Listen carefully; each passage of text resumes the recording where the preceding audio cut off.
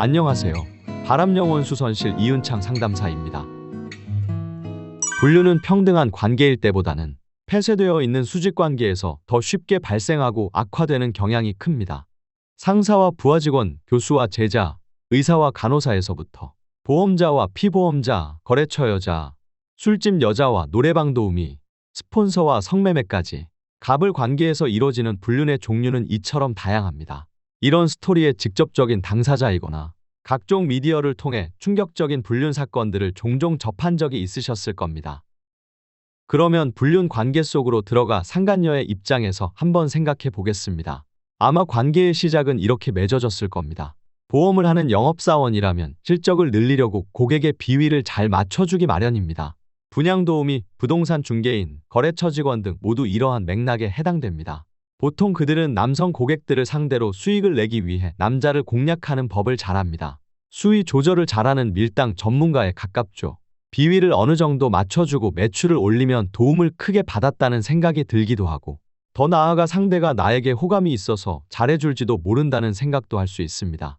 비서나 격리 직원이라면 직장에서는 대표나 직장 상사의 뜻을 떠받들 수밖에는 없는 구조에 있죠. 더군다나 해당 직장 상사로부터 사회적으로 인정받는 말을 듣는다면 내 상사가 나를 챙겨준다는 느낌이 들면서 공적인 관계를 넘어 사적으로 호감을 가지게 될 수도 있는 것입니다. 대학원생이라면 숱한 경쟁자들 속에서 본인의 진로와 성공을 위해 교수에게 잘 보이려 노력할 수밖에 없습니다. 술집 여자와 노래방 도우미들은 더 말할 것도 없겠죠. 이렇게 한국 사회 특유의 불평등한 남녀 성균형, 권력 있는 남성에게 목매달게 만드는 수직적인 구조 문제도 한몫을 합니다. 보통 을의 위치에 있는 여성들은 사회 경험이 많이 없는 미혼녀이거나 아니면 반대로 사회활동 최전선에 있는 유부녀일 가능성이 높습니다. 미혼녀의 경우 비교적 남자 경험이 많지 않고 가면 쓴 남성의 본질을 잘 알지 못하기 때문에 유부남에게 쉽게 빠지게 됩니다. 불륜을 주로 하는 유부녀들은 본인의 배우자가 경제적으로 능력이 부족해서 불행하다 느끼거나 정신적으로 배우자로부터 충족과 소통이 안 된다고 느끼기 때문에 불륜의 유혹에 쉽게 빠져듭니다.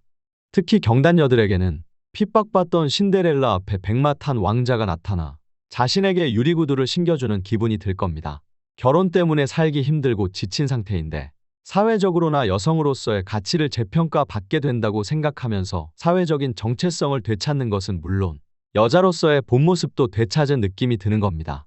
이러한 여성들이 보았을 때 돈 있고 성공한 남자들은 본인의 부족한 남편과는 달리 상대적으로 존재감이 커 보일 것이고 이들을 존경하고 따르고 싶은 마음이 드는데요. 상대적으로 자신의 남편은 부족한 게 많은 사람으로 물질적으로나 정신적으로 자신이 원하는 대로 채워주지 못하는 상태라고 부정적 사고를 강화시킵니다. 이런 감정이 커질수록 사랑받으며 보호받고 위로받고 싶은 안정된 새 삶을 살고 싶다는 헛된 꿈도 커지게 됩니다. 그럼 외도 배우자 입장에서 생각해 볼까요? 내 비위를 더 이상 잘 맞추지 않을 뿐더러 자녀에게만 집중하는 아내, 항상 함께 있어 너무나도 익숙해져 버린 자신의 아내와는 달리 상간녀는 먼저 나에게 다가와 인정과 관심, 호감을 표하며 자신을 지켜 세워주기에 상간녀에게 설렘과 매력을 느낄 수밖에 없을 것입니다. 특히 칭찬과 인정은 나이 든 남성의 수그러진 마음에 불을 다시 지피게 만들죠. 거기에 열 여자 마다하지 않는 남성의 소유욕까지 더해지면 자신이 좋다고 먼저 다가오는 여성을 단칼에 뿌리칠 수 있는 남자는 거의 없을 것입니다. 자신의 젊은 시절의 정체성을 다시 확인받는 것 같은 느낌까지 들게 만듭니다. 상간녀에게 작은 선물을 줬을 때 기뻐서 팔짝 뛰는 상간녀를 보며 자신이 한 사람의 인생에 도움이 되는 어떤 구세주가 된 느낌마저 듭니다.